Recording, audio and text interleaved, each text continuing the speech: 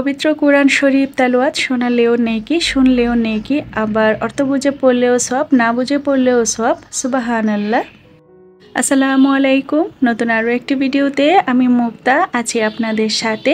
যে যেখান থেকে আমার আজকের ভিডিওটি দেখছেন, আশা করছি সকল আল্লাহর রহমতে সুস্থ এবং ভালো আছেন। আমরাও আলহামদুলিল্লাহ ভালো আছি। পবিত্র রমজান মাসটা মহান আল্লাহ তাআলা তার বান্দাদেরকে অনেক বেশি বেশি ইবাদত করার সুযোগ দান করে দিয়েছেন। তবে যাদের ছোট বাচ্চা আছে তো তাদের সময় বের করে একটু কোরআন তেলাওয়াত করাটা একটু কঠিন হয়ে যায়। তবে চেষ্টা থাকে যে অল্প একটু হলেও যেন কোরআন তেলাওয়াত করতে পারি। তবে যতটুকু পড়ি বাংলা অর্থ সহ বুঝে পড়ার চেষ্টা করি। কয়েকদিন যাবৎ আমার ছোট বাবাটা একটু অসুস্থ হয়ে পড়েছে। তো খবর নিয়ে দেখলাম প্রতিটা ঘরে ঘরে বাচ্চারা এখন অসুস্থ, হয়তো বা ওয়েদার চেঞ্জ হওয়ার কারণে। ডাক্তার দেখিয়েছিলাম, তো ডাক্তার বলেছেন যে ভাইরাসজনিত সমস্যা, আর প্রতিটি ঘরে ঘরেই এখন এই সমস্যাটা হয়ে পড়েছে। তো ইনশাল্লাহ ঠিক হয়ে যাবে। বাচ্চারা অসুস্থ থাকলে মায়ের কোনো শান্তি নেই। আর দেখলাম সোহাসিয়াম বাসায় থাকা সত্ত্বেও তাদের কাছে একটু থাকতে চায় না, তাদের কোলেও উঠে না, সব সময় আমার সঙ্গ পেতে চায়, সারাক্ষণ আমার কোলে উঠে বসে থাকতে চাই। তো আসলে অসুস্থ থাকলে তখন তাদের একটু অস্থিরতা বেড়ে যায় যে কোনো বাচ্চারই, তো এটা বুঝতে হবে। তো সারাদিন তেমন একটা কাজকর্ম না থাকলেও সংসারের টুকটাক কাজগুলো কোনো রকম করে নিতে পারছি। সে যখন একটু ঘুমিয়ে পড়ে তো দেখা যায় ইফতারের আগ মুহূর্তে যেহেতু সময়টা একটু বেশি ব্যস্ত থাকা হয় সব গৃহিণীরাই বা সব ঘরে ঘরে, কিন্তু এই সময়টাতে সবাই একটু তাড়াহুড়োর মধ্যে থাকে, একটা নির্দিষ্ট টাইমের মধ্যে ইফতার আয়োজন করতে হয়। তো ওই সময়টাতে না একটু কষ্ট হয়ে যায় তাকে সাথে নিয়ে বা তাকে ঘুম পাড়িয়ে অনেকটা কষ্ট করে ইফতার আয়োজনটা কয়েকদিন যাবৎ করতে হচ্ছে। এটা হচ্ছে সকালবেলা সোয়ার বাবা কিছু তেঁতুল নিয়ে এসেছিল। তেঁতুলগুলো আনতে বলেছিলাম রোজার আগে একটু আচার দেওয়ার জন্য, তো আনতে আনতে রোজার দিনে নিয়ে এসেছে। বাসায় কোনো তৈরি করা আচার নেই। সোহাসিয়াম অনেক বেশি আচার পছন্দ করে, তাদের জন্য আচার তৈরি করে বেশি দিন রাখা যায় না, তো তাদের জন্যই মূলত একটু আচারটা দেওয়া। আর আমি তেমন একটা আচার খেতে পছন্দ করি না, তবে মাঝে মধ্যে একটু খিচুড়ি দিয়ে খেতে ভালোই লাগে।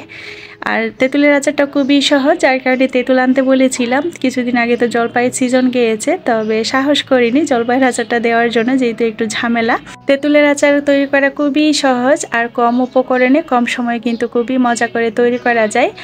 এখানে 2 কেজি তেঁতুল আছে আর পুরোটাই নিয়ে নিয়েছি। 2 কেজি তেঁতুলের জন্য হচ্ছে 2 কাপ সরিষার তেল দিয়েছি, সাথে আস্ত 5 ফোড়ন দিয়ে দিয়েছি 2 টেবিল চামচ। তেঁতুলটা দিয়ে দিয়েছি, দিয়ে কিছুক্ষণ পর পর এক একটা উপকরণ অ্যাড করে দিচ্ছি। তেঁতুলের এই আচারটা একটু টক ঝাল মিষ্টি হবে, তো যার কারণে চিলি ফ্লেক্স দিয়ে দিয়েছি, আর সাথে চিনি দিয়ে দিয়েছি, লবণ আর বিট লবণও দিয়েছি স্বাদ মতো, কয়েকটা তেজপাতা দিয়েছি, আর ভিনেগার দিয়েছি 1 কাপের একটু বেশি, যেন আচারটা নষ্ট হয়ে না যায়। আর ভিনেগারটা দেওয়ার পর কিছুক্ষণ এভাবে নাড়াচাড়া করলে একটা আটালো ভাব চলে আসবে, তখন বুঝতে হবে আচারটা হয়ে গিয়েছে। আর চুলাটা বন্ধ করে দিয়েছি। পুরোপুরি ঠান্ডা হয়ে যাওয়ার পর কাঁচের জারে নিয়ে নিব, তারপর হচ্ছে ফ্রিজে সংরক্ষণ করব। আমার আজকের ভিডিওটিতে দেখানো কোনো অংশ যদি আপনার ভালো লেগে যায় তো প্লিজ একটি লাইক করতে ভুলবেন না। আর আপনি যদি আমার চ্যানেল আজ নতুন হয়ে থাকেন আর আপনি যদি এই ধরনের ভিডিও আরও দেখতে চান, চাইলে আমার চ্যানেলটি সাবস্ক্রাইব করে পাশে থাকা অল অপশনটি প্রেস করে রাখতে পারেন। কাজগুলো যদি আপনি অলরেডি করে থেকে থাকেন তো আপনাকে জানাই অসংখ্য ধন্যবাদ।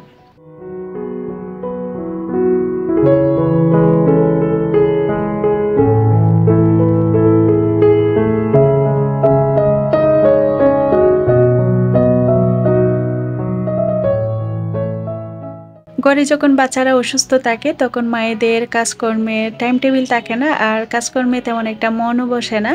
তো যখনই সময় হয় তখনই কিন্তু সংসারের টুকটাক কাজগুলো তো করে নিতে হয়, যেহেতু অন্যান্য আরও বাচ্চা থাকে। সোহাসিয়াম যেহেতু রোজা রাখছে তো তাদের কথাও মাথায় রাখতে হচ্ছে। তো ইফতার আয়োজনটা মোটামুটি করতেই হচ্ছে। সকালবেলা রেগুলার কাজকর্মগুলোর মধ্য দিয়ে কিছু ইফতার আয়োজন রেডি করে রেখে দিয়েছিলাম, মোটামুটি বিকালের কাজটা যেন সহজ হয়। তো বাবু ঘুম থাকতে থাকতে যতটুকু কাজ পারছি দূরের উপর করে রাখছি। এই সময়টাতে সোহাসিয়ামও আমাকে খুবই হেল্প করে, যেহেতু নির্দিষ্ট একটা টাইমের মধ্যে ইফতার আয়োজন করতে হয়। তো খুবই তাড়াহুড়ো থাকে, তার উপরে তো বাচ্চাও অসুস্থ, তো সে আমার সাথে সাথে আছে। কিছুক্ষণ ঘুমোচ্ছে, আবার ঘুমিয়েও তেমন একটা থাকতে চাচ্ছিল না। তো কিছুক্ষণ কোলে নিয়ে নিয়ে টুকটাক কাজগুলো করে নিয়েছি। প্রতিটা পরিবারে কম বেশি পরিবারের সদস্যদের পছন্দকে প্রাধান্য দিয়ে ইফতার আয়োজন তৈরি করা হয়। তো সেই চিন্তা থেকে সোহাসিয়ামও যেহেতু রোজা রাখে, আমি হলে যেমন তেমন বা একটু ভাত রান্না করে কোনো রকম খেয়ে নিতাম। তারা যেহেতু ছোট বাচ্চা মানুষ, শত কষ্ট হলেও একটু ভালো মন্দ তৈরি করে দিতে না পারলে আমার নিজের কাছেও খারাপ লাগে। প্রতিদিন ইফতার আইটেমে চেষ্টা রাখি যে তারা যেটা খেতে পছন্দ করে সেটাই রাখার জন্য। আস্ত ফল কেটে দিলে তারা খেতে চায় না, তো যে কোনো ফল এভাবে জুস করে দিলে তারা অনায়াসে খেয়ে নেয়। তো দেখা যায় আস্ত তেমন একটা ফল কাটা হয় না, খুবই কম কাটা হয়। তো যে কোনো ফলই এভাবে জুস করে থাকি, আর 2-3 আইটেমের জুস এভাবে করা হয়, ওটা তারা খুব পছন্দ করে খেয়ে নেয়। আর বিরিয়ানি, পোলাও এই টাইপের খাবারগুলো তারা খুব বেশি পছন্দ করে। ভাজা পোড়া তেমন একটা পছন্দ করে না। তো আমি নিজেও ভাজা পোড়া খেতে পছন্দ করি না, তবে সোহার বাবা সোহা তারা এই ভাজা পোড়াগুলো খেতে খুবই পছন্দ করে। টুকটাক ভাজা পোড়া রাখি, আবার একটু অন্য আইটেমগুলোও রাখার চেষ্টা করি, তারা যেন খুব খুশি হয়। আর সারাদিন রোজা রেখে রেগুলার তেলে ভাজা খাবার দিয়ে ইফতার করাটাও স্বাস্থ্যের জন্য ক্ষতিকর। এরপরেও ইফতার আইটেমে ভাজা পোড়া খাবার দাবার না রাখলে মনে হয় যেন ইফতার আয়োজনটাই অসম্পূর্ণ রয়ে গিয়েছে। আর এটা আমরা বাঙালিদের একটা ঐতিহ্য।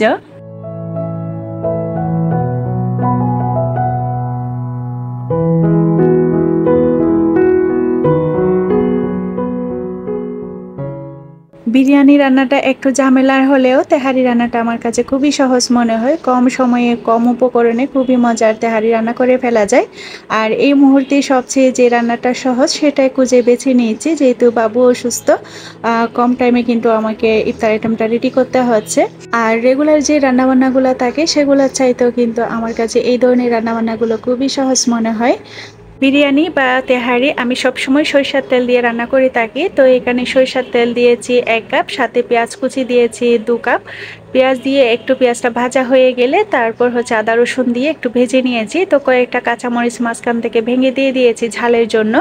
এরপর হচ্ছে গরু মাংসগুলো দিয়ে দিয়েছি, আর গরু মাংসগুলো খুবই ছোট ছোট করে কেটে নিয়েছি। তেহারি মাংসটা সাধারণত ছোট হয়ে থাকে।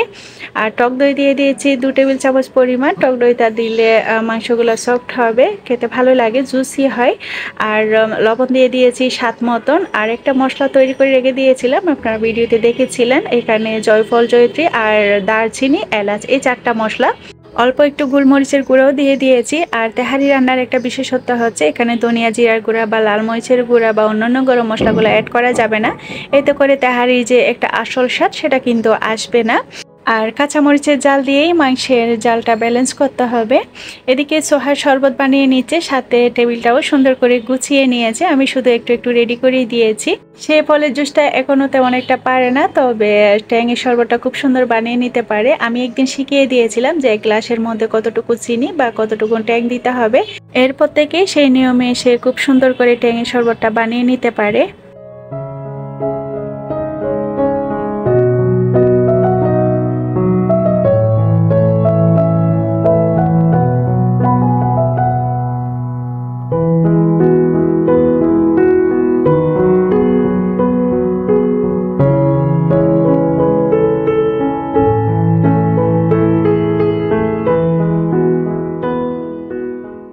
আজকে ভাজা পোড়ার আইটেমটা একদমই কম রেখেছি, শুধুমাত্র বেগুনি ভাজবো আর সাথে হচ্ছে অন্তনগুলা ভেজে নিব।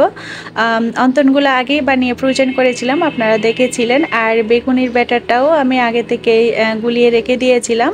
আর যে ব্যাটারটা বেগুনি বানানোর পর রয়ে যাবে সেটা আবার বক্স করে তারপর নর্মালি রেখে দিব, পরের দিন আবারও ব্যবহার করতে পারবো, এতে করে নষ্ট হয় না। ইফতারের আগ মুহূর্তে এই টাইমটাতে একটু তাড়াহুড়া থাকে। এর মধ্যে বাবু উঠে গিয়েছে, তাকে কোলে নিয়েই আমি কিন্তু এই ভাজা পোড়াটা করে নিয়েছি খুব সাবধানতার সাথে। একটু একটু ভয়ও কাজ করছিল, তো চুলার আগুনটা একেবারে কমিয়ে দিয়েছি, যার কারণে বেগুনিগুলো একটু ডার্ক হয়ে গিয়েছে, অন্তনগুলোও একটু কালারটা বেশি চলে এসেছে।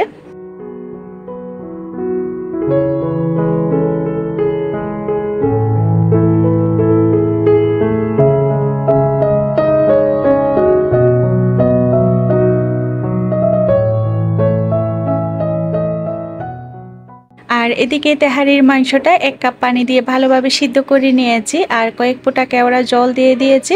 এরপর মাংসের মধ্যে আমি চালটা দিয়ে দিয়েছি, আর চালটা আধা ঘন্টা আগে ভিজিয়ে রেখে তারপর ধুয়ে রেখে দিয়েছিলাম। অনেকে আছেন মাংস আলাদা করে তুলে রেখে তারপর চালটা ভেজে আবার মাংস অ্যাড করেন, আর অতটা ঝামেলা করার আসলে দরকার হয় না। এভাবে চাল আর মাংস একসাথে মিক্স করে তারপর পরিমাণ মতো পানি দিয়ে দিলে কিন্তু খুব সুন্দর ঝরঝরা হয়। আর কয়েকটা কাঁচামরিচ আবারও অ্যাড করে দিয়েছি সুন্দর একটা ফ্লেভার হবে। আর চালের জন্য এক্সট্রা আরও কিছু লবণ অ্যাড করেছি, সাথে ঘি দিয়ে দিচ্ছি।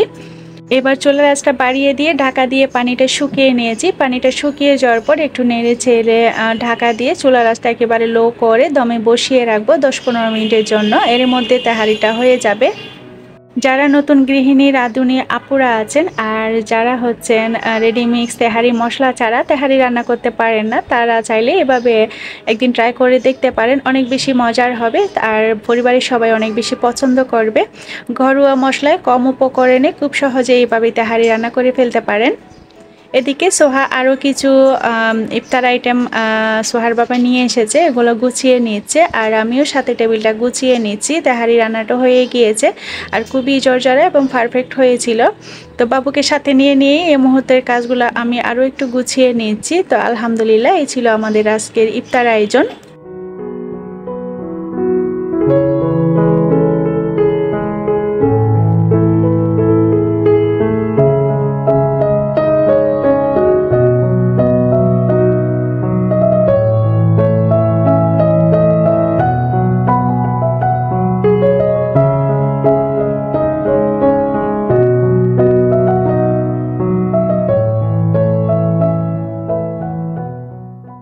সবাই যে যার যার পরিবার নিয়ে ভালো থাকুন, সুস্থ থাকুন সে কামনা করে আর আমার পরিবারের জন্য দোয়া করবেন সে প্রত্যাশা রেখে আমার আজকের ভিডিওটা এখানেই শেষ করছি। আল্লাহ হাফেজ।